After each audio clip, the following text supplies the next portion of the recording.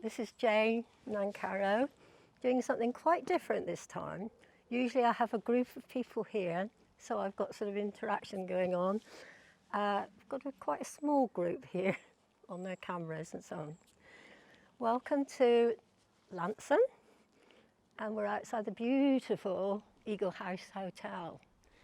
This house has had many stories to it. I will just say this, when I was a little girl and we'd walk past, we were a bit scared actually because it was very dark and obviously not bright like it is again now. And a little old lady lived in there and we thought she was Miss Havisham from Charles Dickens. But here we are today, and we're going to talk about Charles Causley. He was born here in Launceston in 1907. Some people pointed out, well, that was the year that Winston Churchill rejoined Lloyd George's government, whether that's relevant or not. And he died in the town in 2003. Now, Charles Causley is arguably one of the greatest poets in the history of English language. We are, of course, a little bit biased here in Launceston because he was a Launceston boy. He lived in Launceston all his life, apart from when he was 6 years in the Royal Navy. And I seem to remember when he was talking to me about the Navy, he didn't think that was quite the thing for him, but he survived it. He went in the Navy at the same time as my father, actually, and luckily they both came home. But I'm going to start off, because it's so beautiful, I'm going to start off with the poem about the eagles. Now, when we were children, we would walk up through here, up through the arch to the castle, and we'd always look up at first at the eagles. And it's called, quite simply, Eagle 1, Eagle 2. Eagle 1, Eagle 2, standing on the wall. Your wings are spread, made of lead. You never fly at all. But high on the roof, Britannia holds her fishing prong, and she and they, as white as clay, stand still the whole day long. And one looks to the eastward, one to the setting sun, and one looks down upon the town until the day is done. But when the quarterjacks, their 12, upon the black town beat, and when the moon is a gold balloon blowing down Castle Street, then with her spear, Britannia, the eagles both will guide to drink their fill down under the hill, down by the riverside. And when the town hall quarterjacks, the hour of 1, beats plain, then eagles and queen may all be seen on wall and roof again. But now I am a grown man and hear the midnight bell. Ask, is it true, the tale I knew, that still the children tell? I only know at midnight softly I go by, nor look at all on roof and wall. Do not ask me why. So that's the end of my first poem for today.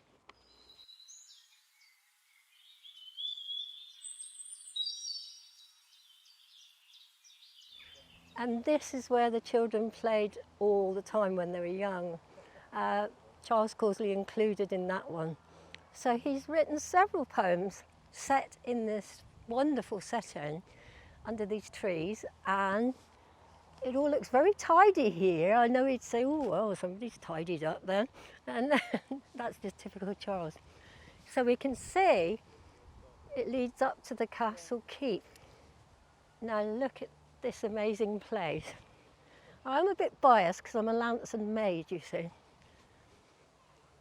Absolutely fantastic, Launceston Castle. And you'll see there's a little flat piece there, which the kids used to call paradise when they used to play there. And that's one of Charles Causley's poems. And I would love to read it just here where we can see the little bit that was paradise. If if you want to come over and see the keep as well. It really is amazing. But we called it Paradise, a plat of grass with strong weeds and wildflowers out of sight between the broken guard tower and the precipice of steps that fell down from the tower and the keep. The green then grew higher than a child. Nobody knew how it got its name, but to walk into its secrecy was to be lost from view. To all but God, or some mad creature who'd climbed up the ivy to the castle top and spear what the rest of the world could not. See you in paradise, we'd say. For here there was entrance to another land. And if no one had followed or gone before, then its stillness was companion enough. Today, I saw it on the castle plan. Close trimmed, labelled, its innocence quite gone. Quite gone? From a washed sky. The sun burned red on green. But see you in paradise, I said.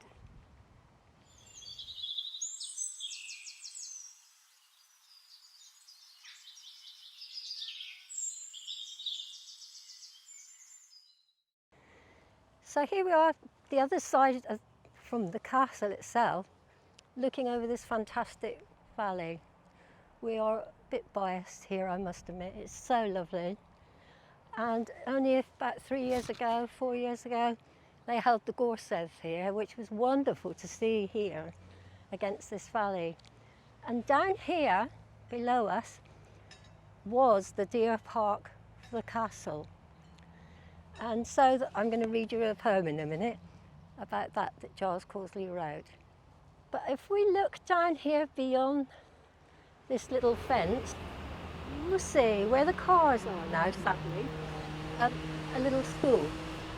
And that's the National School where we went to school, some of us who were lucky enough. And Charles Causley taught in the middle class. And as you can see, it's still standing. They said it wouldn't stand, I don't know how many years, but it's still standing. And we're going to make our way down there in a minute, down the valley, so we can see it more up close. And yeah, so I'm going to read you a poem about well, it is about the deer park, but not just that. Now this poem is called In the Willow Gardens, which is down here, which was the deer park, and right next to the National School. So we could get distracted by that. Not that it took much when you're in school. In the Willow Gardens, where once was wood and brake, 100 town allotments come down to Harper's Lake. So in the Willow Gardens, under the castle keep, 100 town allotments stand beside the steep. And here Tom tends his cabbage plants and digs his taters out and leans upon a smudgy spade to watch his Brussels sprout. And brother Jack, he spreads chicken wire for fear the fowl should stray, and nails up bits of galvanised to keep the wind away. But in the Willow Gardens, I don't hear Tom nor Jack, but I can hear the huntsman all along the forest track. So all through the Willow Gardens, I see them riding plain, the Iron Knights of Normandy and Robert of Mortain. They ride along by Harper's Lake, beside the water clear. They hunt the hare, they hunt the boar, they hunt the running deer. I hear the hunters cry, I hear them blow the hunting horn. I see the arrows fly. Here, don't you see them, Tommy? And don't you see them, Jack? And how they ride by the stream side to the wood's end and back. But Tommy shakes his silver head and Jackie slaps his knee. There's nothing here, says Jack to Tom. He's mez as a brush, says he. And Tommy goes on digging and Jackie bangs a nail. Here, you better go home, they say to me. You're looking wished and pale. But still, I see the huntsman riding low and high, as plain as I see Jack and Tom. I do not tell a lie.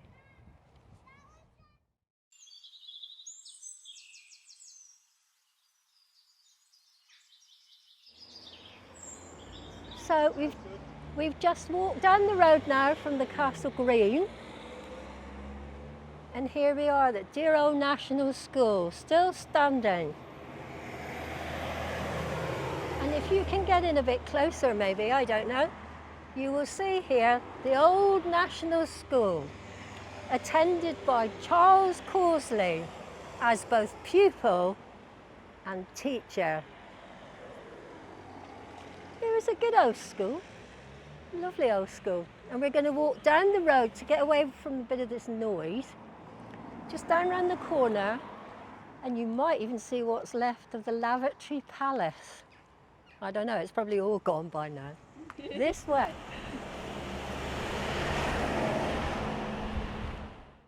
So here we are. We've come round the corner from the main entrance, and here we are in one of the, well, this is the top playground. I can't recall ever using this. We all got taken down to the main playground. The numbers weren't huge. I don't really know about numbers. So I think latterly that we used this as a sort of dinner area. So there'd always be dinner ladies rushing to and fro in that area. But down here, I'd like you just to look around this corner, because this was something special. This is what remains of what we called the lavatory palace at National. Very grand it was. A little row of, well, I don't know how to describe it really, but this is what's left of it. And you can look down and see the slope down to the playground from here, where Mr. Causley and all the others used to get us with their whistles and lined up, and it was all immaculate. And you can look over there and see into the bottom playground. And you can see all the lovely gardens there, the allotments, where Tom and Jack used to watch their Brussels sprout. And this is what remains of the deer park all the way up through. So we've all got to use our imaginations on that one. But I think it's lovely, still love it. And these lovely, lovely hills coming down over here to this area, which is called Woodder. And we're going to go down to Woodder in a moment. This poem is entitled School at 4 o'clock. I love it. Here's Charles Causley, the teacher in this one. And also, because he was in the Navy, I think the Navy links in with his teaching here a little bit, you'll see. At 4 o'clock, the building enters harbour. All day, it seems, we've been at sea. But now, having lurched through the last of the water, we lie stone safe beside the jumping quay. The stiff waves propped against the classroom window, the razor back of cliffs that we never pass, the question mark of green coiling behind us have all turned into cabbages, slates, grass. Up the slow hill, a squabble of children wanders, as silence dries the valley like a drought. When suddenly that speechless cry is raging once more around these four walls to be let out. Like playing cards, the delible slates flutter. The founding stone is shaken in its mind. The faultless evening light begins to stutter as the cry hurtles down the chimney spine. Packing my bag with useless bits of paper, I wonder, when the last word has been said, if I'd prefer to find each sound was thudding, not around the school, but just inside my head. I watch where the street lamp with sodium finger touches the darkening voices as they fall. Outside, inside. Perhaps either condition is better than his, who hears nothing at all. And I recall another voice, a teacher long years ago, saying, "I think I know where all the children come from. The puzzle to me is, as they grow up, where they go. Love, wonder, marvellous hope. All these can wither with crawling years like flowers on a stalk, or to some piper's tune just vanish forever as creatures murdered on the morning walk. Although some men may blow this building up with powder and drag its stone guts to Knacker's yard or tip, smash its huge heart to dust and spread the shingle by the strong sea, or sink it like a ship. Listen. Through the clear shell of air, the voices still strike from water, from the mountain bed. The cry of those who to a certain valley, hungry and innocent came, and were not fed. I've got to do this poem while I'm here in the old school, because this is the one a lot of people always ask for. Timothy Winters. Timothy Winters comes to school with eyes as wide as a football pool, ears like bombs and teeth like splinters. A blitz of a boy is Timothy Winters. His belly is white, his neck is dark, and his hair is an exclamation mark. His clothes are enough to scare a crow, and through his breeches the blue winds blow. When teacher talks, he won't hear a word, and he just shoots down dead the arithmetic bird. He licks the patterns off his plate, and he's not even heard of the welfare state. Timothy Winters has bloody feet, and he lives in a house on Suez Street. He sleeps in a sack on the kitchen floor, and they say there aren't boys like him anymore. Old man Winters likes his beer, and his missus ran off with a bombardier. Grandma sits in the grate with a gin, and Timothy's dosed with an aspirin. The welfare worker lies awake, but the law is as tricky as a 10-foot snake. So Timothy Winters drinks his cup and slowly goes on growing up. At morning prayers, the master helves for children less fortunate than ourselves. And the loudest response in the room is when Timothy Winters roars, "Amen." So, come one angel, come on 10. Timothy Winters says, "Amen, amen, amen, amen, amen." Timothy Winters, Lord, amen.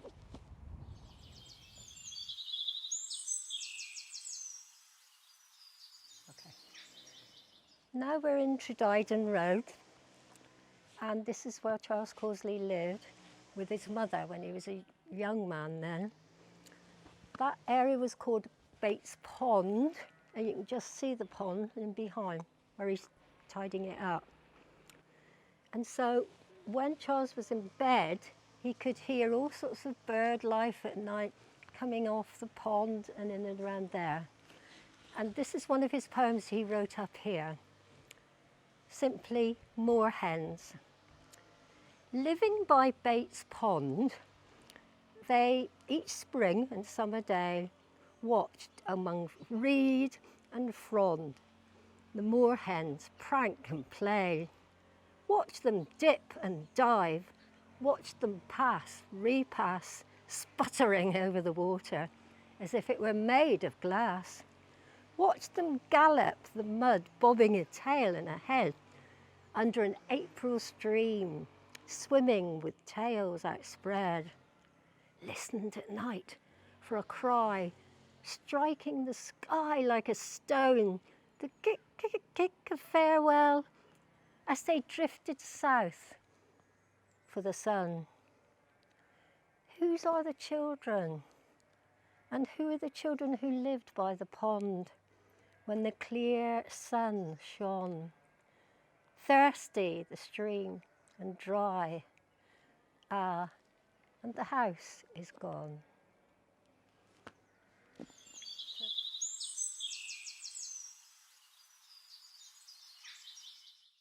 Here we are standing on the old railway bridge, who some of us can remember only too well. And if you go this way out the lane, that leads to some fields where, as children, we all used to play. It was called Bath Fields, and we would play out there and have wonderful camps. And in this lovely poem by Charles Causley, he calls it Bramble Park. Bramble Park cottage, Bramble Park well, sleep in the sound of St. Stephen's bell. Only the chimney stack stands up high, the cottage is burst and roofed with sky. The bright grass litters Bramble Park lane, the wash house tub is filled with the rain. Oh look, here's a rusted saw, a broken crock, a bath with no bottom, brims nettle and dock. The one tree bridge is fallen and gone, where the easy trout hid under a stone. Here we blackberried and here we swam, made out of pebbles and mud, a dam. Here the tall heron fished the stream, and here we watched the kingfisher gleam. Down the long valley, the wood pigeons cry, where the Padstow to Waterloo train steamed by. When the day slides into dark, over the valley is Bramble Park. Whose is the voice I know so well, sounding within the cottage shell? And whose is the hand that strikes a spark for the evening lamp at Bramble Park? Is it the light of moon or star, the little bold owl, or the brown nightjar? Do I hear or see? Do I wake or dream? Never you ask, says the changing stream.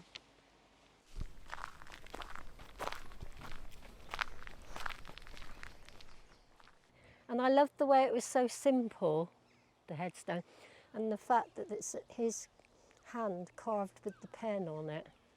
It's lovely, isn't it? So,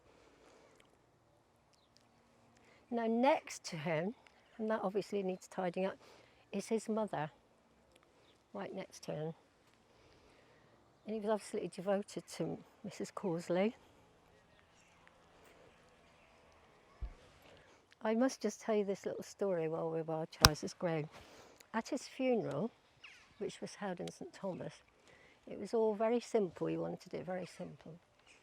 And his friend took the service. Anthony Maggs, he was called, quite a character. And before the service started, I had a little chat with him because I was the church warden then. in those days. And I said, who's actually going to read at Charles's service? He said, oh, Jane, Charles is.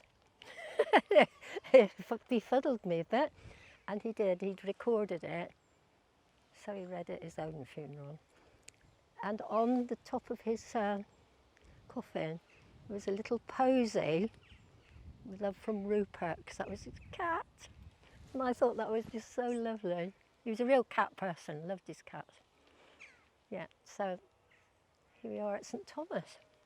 And it's amazing because he was born only just along this road by the river.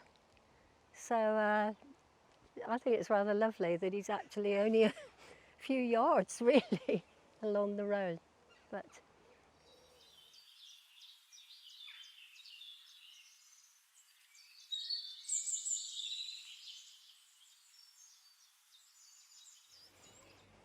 got to read this here. This is down at Riverside by St Thomas Church, and it's called By St Thomas Water. By St Thomas Water, where the river is thin, we looked for a jam jar to catch the quick fish in. Through St Thomas churchyard, Jessie and I ran, the day we took the jam pot off the dead man.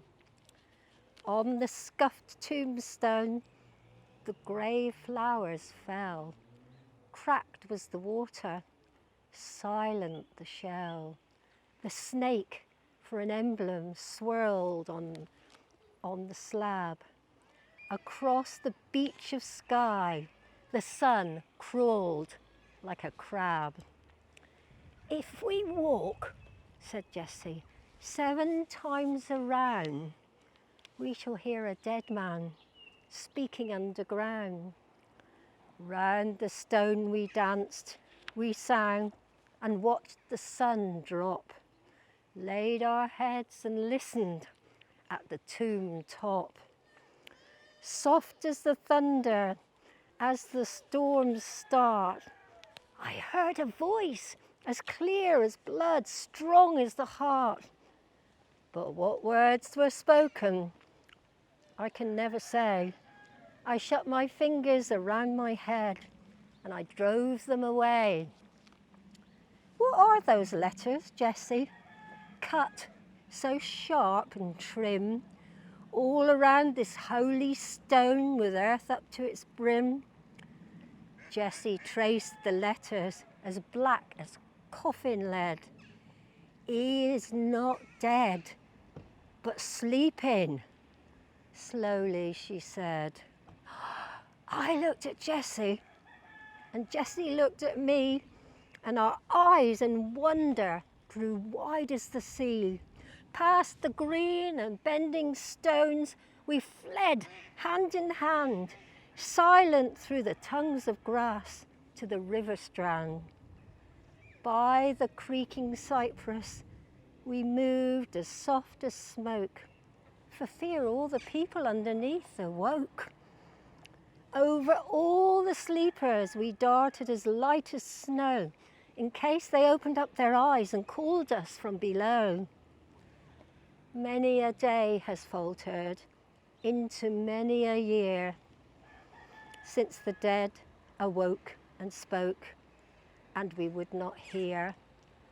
Waiting in the cold grass under a crinkled bough, quiet stone, cautious stone, what do you tell me now? And so we're coming to the end of our tour. There are so many other places in Launceston, but we've ended it up here at Riverside by the old bridge, which is one of the most beautiful bits, I think. I am a bit biased, I have to say. And this cottage is where Charles Causley was born. And you can see you've got the blue plate to show that. When that was put on there, it was Lord Tyler came to do it, and I read one of the Causley poems by the river. Not actually in it, but by the river. And this beautiful play had 3 cottages, so it was quite squashed in those days. And Charles and his mother lived in the bit around the back where there's a little stream. And she was very nervous about the water. And on one occasion, she went into the kitchen and saw a water rat in their kitchen. She said, "That does it, Charles. We're not going to stay down here by the river anymore." And so they moved further up the hill to St Thomas Road. But it is beautiful, and anybody who lives down here is very lucky, I think. Thank you. Well, this is the end of our little tour down around Launceston. You ought to come sometimes and do the Causley tour for yourself. There's so many things that you can see. And as you can see, we're ending here where Charles was born, down by the river. Thank you so much for being with us today.